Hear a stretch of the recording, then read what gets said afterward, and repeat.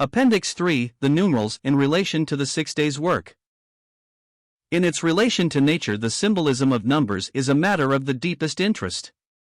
If it has, as we have seen, its roots in nature, and at the very basis of all arithmetic there is such a testimony to Christ as, I may venture to say, has been proved to exist, then it is hardly possible to believe that it ends with this, or that this is other than just a beginning of what must extend indefinitely throughout nature. Moreover, to pursue such an investigation need not be alarming to those who most fear imagination. A bubble is not capable of being stretched very far, as everybody knows, and the attempt to stretch it most surely ends in revealing its nature. The safeguard as to imagination is to test it in every direction, and there is no test more severe than a mathematical one. I propose, then, briefly to take up the 6 days' work as given in the first chapter of Genesis, to test the numerical structure more closely than has been done hitherto, with regard to the natural facts themselves. This has, as may be easily realized, its peculiar difficulties, most of all perhaps, in this, that the symbolism of the numbers gives us rather moral than a physical vocabulary by which to interpret. I have been content therefore generally hitherto to apply it to the typical meaning which in all the 6 days' work is double, and affords a secure enough basis for application, especially as a concurrent natural one more or less appears. But there is another thing to be taken into account also, as yet has not been done. The days being expressly announced in order from the 1st to the 7th, these numbers must of course remain for interpretation, as I have elsewhere used them. But besides this, it has been very generally noticed that the 6 days run into 2 parallel divisions, according both to subject and mode of arrangement, thus: First daylight. 1. Fourth daylights. Second day waters dividing. 2. Fifth day waters producing. Third day dry land. 3. Sixth day dry land producing, animals and vegetation, and man. Here is an evident parallelism which must divide the 6 days into 2 parts, and give to the second part a second series of numbers also, as I have indicated. Both must find their place in the interpretation. Dana in his well-known geology remarks, in this succession we observe not merely an order of events, like that deduced from science, there is system in the arrangement, and a far-reaching prophecy, to which philosophy could not have attained, however instructed. The account recognizes in creation 2 great eras, each of 3 days, an inorganic and an organic. Asterisk asterisk asterisk. The last day of each era included one work typical of the era, and another related to it in essential points, but also prophetic of the future. Vegetation, while for physical reasons a part of the creation of the 3rd day, was also prophetic of the future organic era in which the progress of life was the grand characteristic. The record thus agrees with the fundamental principle in history, that the character of an age has its beginnings within the age preceding. So again, man, while like other mammals in structure, was endowed with a spiritual nature, which looked forward to another era, that of spiritual existence. Thus we have 3 great divisions, including the Sabbath as a third. Let us characterize them each numerically. 1. Chapter 1, 1-13. The reign of the inorganic. I do not say more than the reign, because of that with which it closes, the introduction of vegetable life. But how does the inorganic bear its numerical stamp? Plainly, because it is of simple, uniform constitution, not differentiated into organs. Thus Dana, as a physicist, has characterized it by what agrees fully with the numerical division. But the second division will not be classed numerically as the reign of the organic, and this certainly would not characterize it in any proper way. The progress of life, says Dana, was its grand characteristic. We can express it more fully in precisely every way, and numerically, as 2. Chapter 1, 14-31. The twofold, active life, in progress towards the discernment characterizing man. Twofold, not like the plant, but with life and soul, and thus active, the moving creature, this crowned finally, not by evolution, but according to the plan and by the creative power of God, with the discernment which is not the mere intuitive instinct of the beast, but the discriminating knowledge of the human spirit. The third division, which consists of the 7th day alone, is simple. 3. Chapter 2. 1-3. The sanctification of the Sabbath of rest. The numerical structure in each case seems to seize upon the central character, and define it sufficiently for its purpose. But let us go on now to the smaller divisions. The account of the original creation of the heavens and earth shows itself by the structure to be but an introduction, however necessary is that, to the 6 days' work. It does not belong to that work, it cannot form a section apart, without throwing the rest of the chapter into disorder. It must come in with the first day, and there is most suited to the spiritual meaning as making the work of the first day a beginning of restoration, thus. 1. Ver. 1-5 Introduction and First Day, Light. I. Original creation. 2. The earth as it were in dissolution, darkness upon a deep. 3. Restoration beginning with light. The stamp of the God of resurrection is clearly upon this history at the beginning, and it is repeated every day in the common daily cycle as it is recorded, the evening and the morning being the day.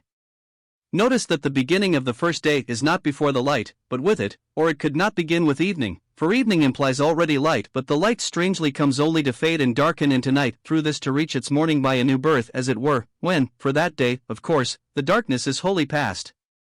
How earnest is God to impress us with these spiritual lessons? Faith in all times has had to learn the ruin of the creature and the sole sufficiency of God, and that is what resurrection teaches. It is the end scene from the beginning, the final lesson written on the first page of the book. We are here too much at the beginning of things to reason as to them in their physical aspect, which is what we are just now concerned with. Why light should be the first thing in physical restoration we may have no means of knowing, while the spiritual meaning is clear enough. If there is indeed that deep sympathy in the natural with the spiritual, upon which all our belief and analogy is based, then we have in this what may commend the history as true in such respect, and suggest a means of insight even into nature itself, which has had at present, as I think, no advocates. It may not the less merit consideration. Light, it will be seen, comes under two numbers, 1 and 3, and does not seem as if it could be spared from either. The meanings of the numbers can in fact each be given in terms of the other with reference to it, for that which doth make manifest is light, and it is thus a source of knowledge. This may justify its double place according to the spiritual meaning, and so justify it really, for the spiritual is that which governs everywhere in Scripture. Yet it must also be a canon of all true interpretation that no spiritual interpretation can set aside the text which it interprets, and the text here is physical. Plainly then light as making manifest would seem as yet not to be called for, when there were no eyes yet to be blessed by it, as there are not till the 5th day. When we remember, however, that light is not merely what we call by that name, but in fact a trinity of light, heat, and actinism or power for chemical change, for this, if we cannot trace it, we can easily infer meaning in connection with the next step in the preparation of the earth to be the home of life, the making of the expanse or firmament. Thus a physical meaning may well underlie the spiritual one, and light in its triune character answer to the third place in which we find it here as an active agent in the restoration just beginning. But we must go on to the 2nd day, in which we find the formation of the expanse by which the waters are divided. 2 is the number both of progress and increase, and so of expansion, and also of division, and thus the numerical stamp is fully upon the 2nd day. All this seems at first sight to be purely phenomenal, but, if we consider it more deeply, does it not point to some adjustment, if no more, of those laws of the expansion and diffusion of gases, which are among the most remarkable and important for the needs of every living and breathing thing? While the division of the waters is of course that which provides for the water supply of the dry land next to come into existence. This is all obvious enough to be perhaps even commonplace as a suggestion, but if so, does it not show that the numerical structure, which emphasizes just such central points as these, has a real physical as well as spiritual significance? Upon the 3rd day, the earth is separated from the waters, and we have the beginning of organic life in the plant, the link with the next division. Both these things bear upon them very plainly the numerical stamp. As to the earth, it is the habitable earth, man's future dwelling place, set apart from the waters which had engulfed it, and thus in true resurrection. The number of its section, of the day itself, is fully set upon it. Then as to the vegetable life, 3 is the number of specialization of setting apart for specific purpose, which organization so fully exemplifies. Besides which, as I have elsewhere shown, there are 3 organic kingdoms in nature, of which the vegetable stands third, man by virtue of the spirit with which he is endowed, standing first, and the animal, the mere living soul, the second. The vegetable occupies the 3rd place among these as the great transformer of the inorganic into the organic, while the animal reduces again the organic to the inorganic. The vegetable is the producer, as the animal is the consumer. Spiritual law in the natural world, page 99. Another thing which is specially noticed in the account, and which would seem to come under this number, is the phenomenon of reproduction. All living things must of course reproduce themselves, if life is to continue on the earth, for as a fact death comes in with life. Thus its seed in itself is characteristic. Thus the numerical structure is justified all round, for these matters to which it directs our thoughts are not points of slight importance, but which have direct and essential relation to the account before us, which is in fact that of the preparation of the earth for man. Let this be duly weighed, and the argument for the symbolism of the numbers will be convincing. But we have not closed the account of the third day. We have yet to consider numerically these two divisions of it as such. The first seems to refer to the gathering together of the waters into one place, by which in fact the dry land was laid bare. It naturally raises the question whether the land was elevated, or by the opening of interior receptacles in the earth the waters were drained off, a point which it certainly is not for us to take up here. The word of the Creator seems to imply action upon the waters, rather than upon the land, but of the import of the whole question we have too little knowledge to venture anything. As to the second, we have not the same clue in the language, but growth, which is characteristic of the living thing, comes under the number, and if the transforming power of the cell is the fundamental thing in it, there must be growth as the immediate consequence of this, and for anything beyond the mere cell unit. The cell must be reproduced, and the addition of material is followed by division in order to effect it. If tissue is to be formed, this is done by transformation once more of the newly formed living matter into it, in which that which has begun to live gives up its life. The protoplasm or bioplasm, as it has been variously called, dies into, so Dr. Beale expresses it, the formed material of the tissue, membrane or bone or muscle. So hard does death follow upon life. And yet so really also does it minister to it. Weighty lessons to reach so early in our nature primer. But notice how in growth, addition, division, death, we are taking up the ideas expressed under the number 2 of the subdivision, and notice that as transformation and reproduction are the inherent powers of organic life, growth, division, death are modes of their accomplishment. Thus the numbers appear throughout, and while that of the division gives the governing principle, the modes are given in the subdivision. Is this system, or what is it? What? For the first subdivision of this third day follows the same rule. Gathering of the waters into one place is just the mode by which the dry land is produced. I leave to the reader to decide what all this may mean or not mean. But we have only reached halfway through the 6 days' work, and in the second division the numerals are doubled, as we have seen. In this way they are more exacting in their requirements, but if intended as helps and verification of interpretation, there must be more than compensation in the result attained. Let us go on then carefully and hopefully to consider what is still before us. Here the life in its progress is, as we have seen, the great theme of the division. We have yet an introduction which does not take up this, though it is a preparation for it. The fourth day with its lights is here the analogue of the light of the first. These two numbers, then, 4 and 1, are what we have to consider in reference to this day. The number 1 speaks naturally, as in the former case, of light upon the earth as the great subject, and this is plainly stated to be so. God set them in the expanse of the heavens to give light upon the earth. The number 4 is that of the earth, eminently of matter, as passive recipient, thus would remind us of the bodies to which the light is attached, making them luminaries. Thus both numbers are significant and point together to what no one can fail to see to be the central feature of the fourth day.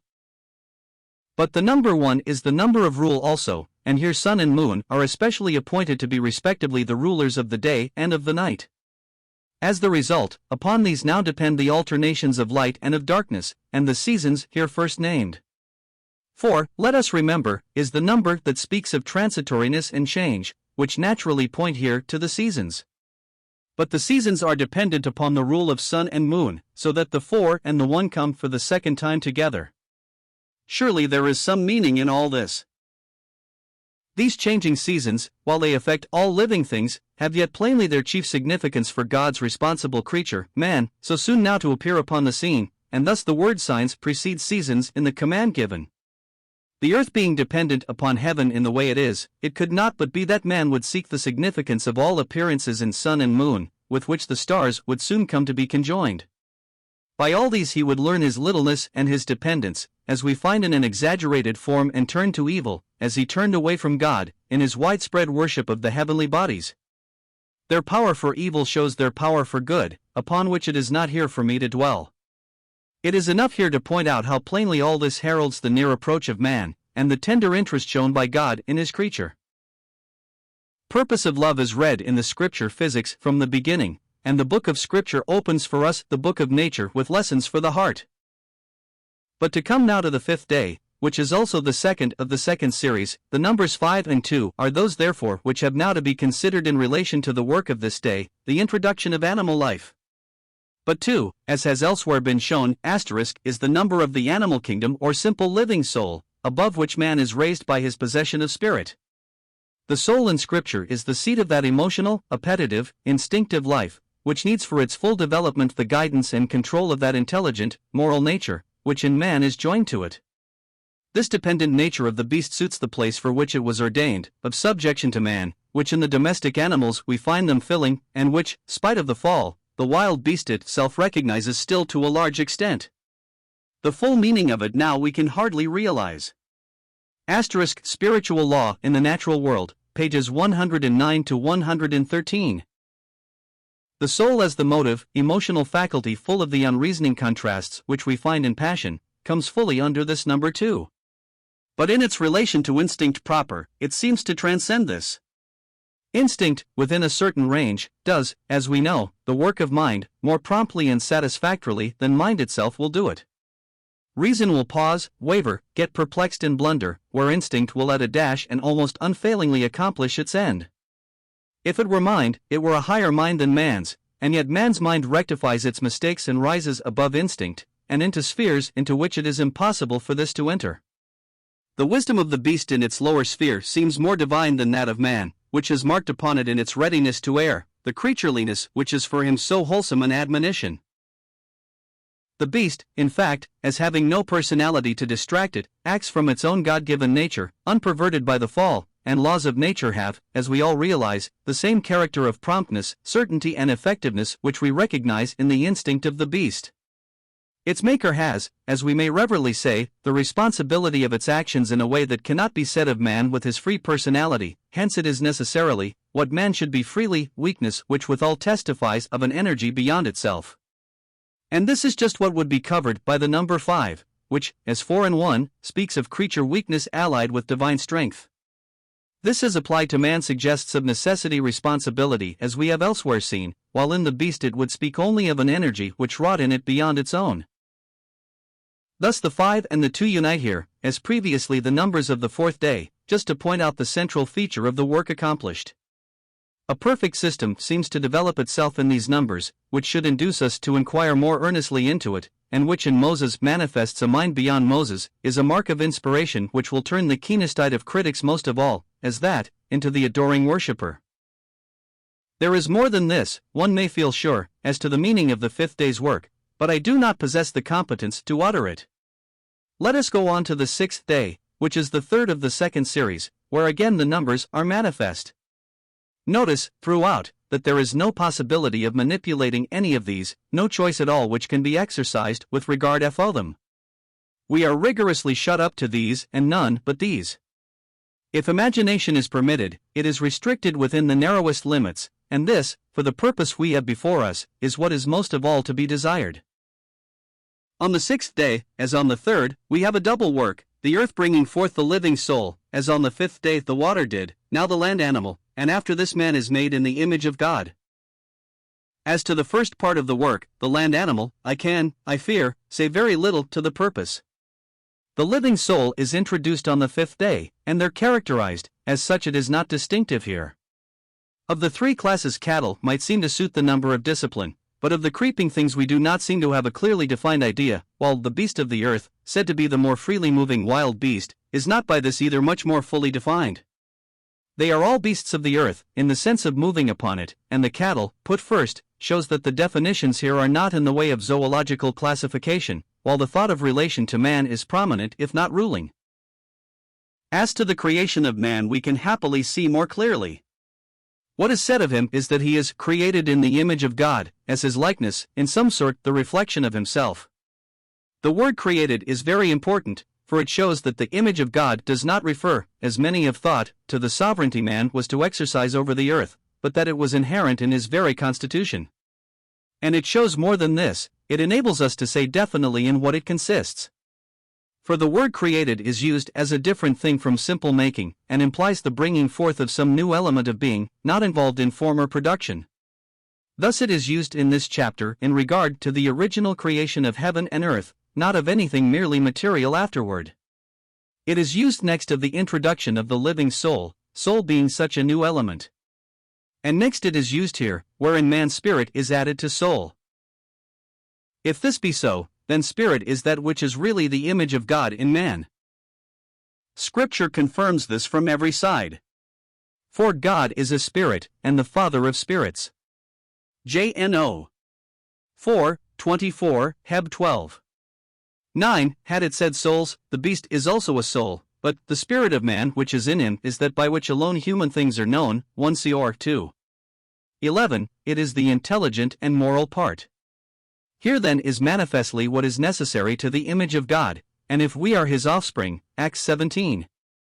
28, then we can understand how as Adam begot a son in his own likeness, after his image, Gen v 3, man can be said to be brought forth, only here it is creation, and the child is but a creature, in the image of God. Out of this comes indeed his capacity for the place into which he is immediately put, as the vicegerent of God upon earth. Let us make man in our image, as our likeness, and let them have dominion over the fish of the sea, and over the fowl of the air, and over the cattle, and over all the earth, and over every creeping thing that creepeth upon the earth. The word for have dominion is rada, let them tread down or subdue, implying a dominion to be maintained with power, and the molding of those subject to him to his will. Thus we find in the next chapter that Adam is put into the garden, to dress it and to keep it, and the mention of cattle in the present one implies the same thing. There was yet no existing evil, but here were plastic natures for him to mold and convert to fullest use. While the need of this would be for himself such needed discipline, if we may yet use such a word, such training by exercise, if that be fitter, as would call out in himself the vigilance and carefulness suited to one under needful trial, and liable to temptation. These then are the main features of the sixth day's work as to man, and here it is not hard again to trace the fitness of the numbers. 3 is the number of reproduction, perhaps of refection, and shows us man in the image and likeness of God. 6 is the number of mastery and of discipline, that which springs out of his being alone in God's image, and in relation to the earth on which he is placed. Thus again the numbers have the most fitting and beautiful relation to the subject in hand. As to the two divisions of the sixth day as SNCH, their relation to these first two numbers, I can only give what suggests itself to me, and something of the mode by which I reach it, that it may be the better tested by those who put things to the test. The lack of clearness as to the first division of necessity occasions difficulty. In the first place, it would seem likely that the two divisions, the beast of the earth and the man, are here exhibited in contrast with one another. Contrast there is necessarily, and the number 2 speaks often of this, especially where we have, as here, 2 as the whole measure of what is before us. What is before us is something characteristic of the beast and of the man respectively. As we know the man best, it is natural to turn first to him, and here, if we consider how he is presented to us as one in the image of God, his offspring, we must think of this link with God as being the great contrast between man and beast. 2. The number of this section that speaks of man may naturally, therefore, suggest fellowship, that fellowship for which the beast is totally inapt. He can look up into the face of God, listen and respond to him. A wondrous privilege and dignity, which has not as yet been pointed out to us, but which is based upon that which has been pointed out, that which comes first has been put first, and now we have the inference which is to be noted from it. On the other hand, the beast's life is in this respect alone, nay, we may say, barren. He has on this account no link with eternity, he is but the beast that perishes. Neither desire nor thought in him craves anything better, and death is to him no shadow, no perplexity. Thus he fills evidently the numerical place assigned him, and I see no other way in which he could fill it. The number 1 as applied to him seems to point absolutely in this direction alone. The method of exclusion may be here permitted to the argument, though it only furnish as to it the smallest part. This examination may not be unfitting as an appendix to the book of Psalms, which has in it such constant references to nature, and indeed to the first of Genesis. It should confirm us in the conviction of how important a place the numerals have in Scripture, and encourage us as to their application in the field of nature also. They are open books put into our hand by the same divine teacher. Would only that there were more to pursue their deeper study in that faith and the perfectness of all his work, which alone will give us the profit of such labor.